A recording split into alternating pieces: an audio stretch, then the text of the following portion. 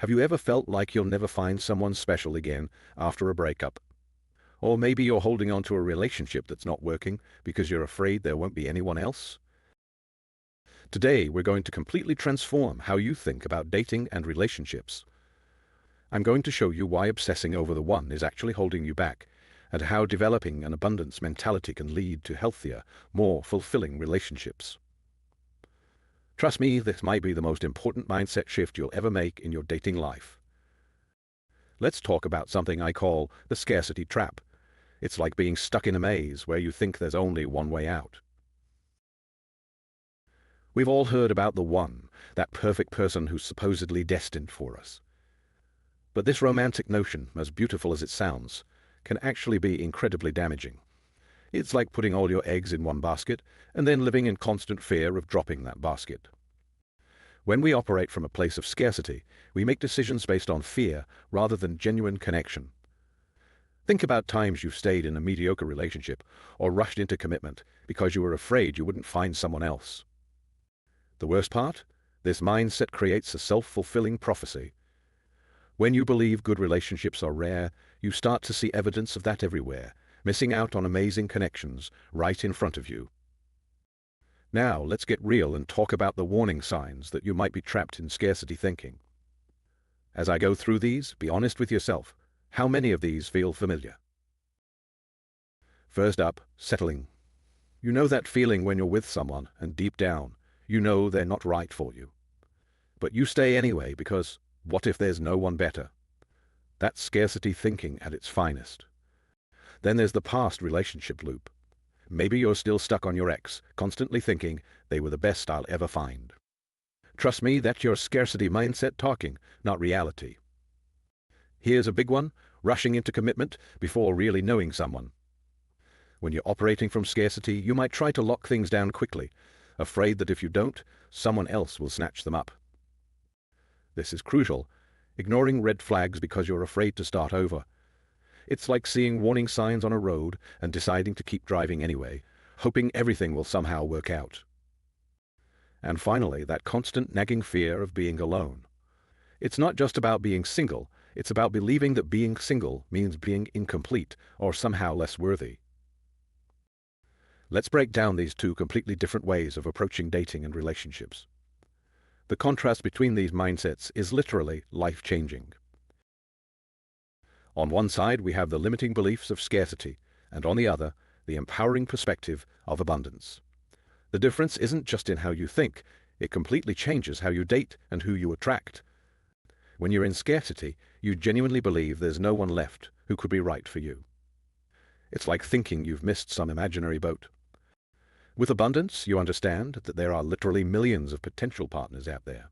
Each day brings new possibilities. This mindset makes you feel like you need to grab onto anyone who shows interest, even if they're not right for you. Instead of settling, you choose partners based on genuine compatibility and shared values. You know your worth. Each rejection feels like the end of the world because you see each person as potentially your last chance. Rejection becomes a blessing in disguise, leading you closer to the right person. It's not a dead end, it's a redirect. You view other singles as competition, constantly comparing yourself and feeling threatened. Dating becomes an exciting journey of discovery, rather than a desperate race to the finish line. There's this constant pressure like a ticking clock in your head, making you feel like you're running out of time. You trust that things will work out in their own time, removing that desperate energy that can repel potential partners. Let's talk about something that often goes unnoticed, the real price we pay when we let scarcity thinking run our love lives.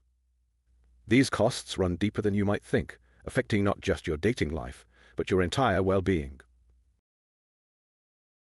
First, let's look at the emotional toll this takes on you. Think about how much mental energy you spend worrying about relationships. That constant anxiety, checking your phone, overanalyzing every interaction. It's exhausting, isn't it?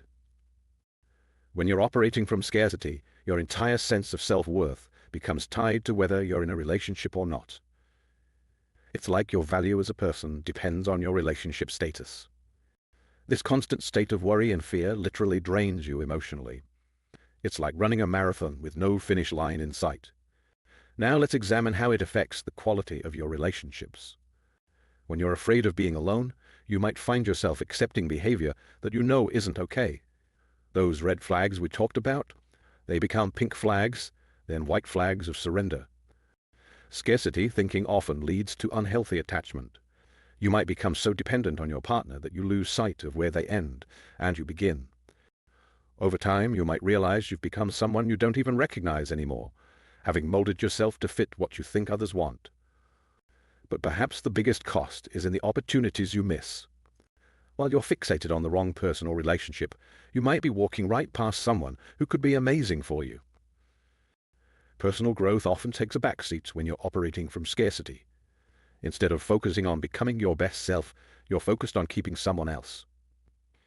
I've seen so many people pass up amazing job opportunities or life experiences because they're afraid of how it might affect their relationship status. Now that we understand the costs of scarcity thinking, let's talk about the foundation of abundance mentality. These 4 pillars will completely transform how you approach relationships. The first pillar is self-worth independence. This means your value isn't determined by your relationship status or someone else's opinion of you. It's about knowing you're worthy of love regardless of whether you're single or coupled up. Next is the growth mindset. Instead of seeing dating as a series of successes or failures, you view every experience as an opportunity to learn and grow. Each relationship, whether it lasts or not, teaches you something valuable about yourself and what you truly want. The third pillar is connection without attachment. This means being fully present and authentic in your relationships while staying unattached to specific outcomes. You can deeply care for someone without needing them to be the one or trying to control where things go. Finally, trust in timing.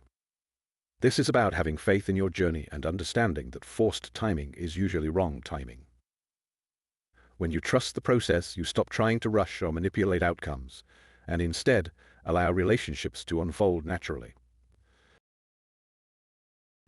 Let's get into the actual steps you can take today to start developing this abundance mindset.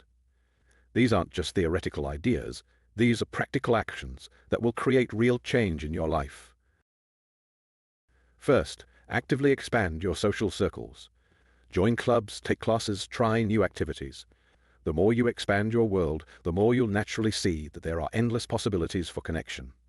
It's like opening new windows in a dark room. Suddenly there's light coming in from everywhere. Next, and this might sound strange at first, but start dating yourself. Take yourself out to dinner, plan solo adventures, buy yourself flowers. When you learn to enjoy your own company, you stop seeing relationships as a way to fill a void and start seeing them as a bonus to an already full life. This leads to the next step. Create a life so fulfilling that a relationship would have to add to it, not complete it. Pursue your passions, build strong friendships, advance in your career. When you're truly enjoying your life, you naturally attract people who match your energy. Here's a powerful one. Actively challenge your limiting beliefs. Every time you catch yourself thinking, all the good ones are taken, or I'm too old/young/whatever, stop and ask yourself, is this really true? What evidence do I have against this belief? You'll be surprised how many of these beliefs crumble under scrutiny. Finally, and this might be the hardest one, genuinely celebrate when others find love.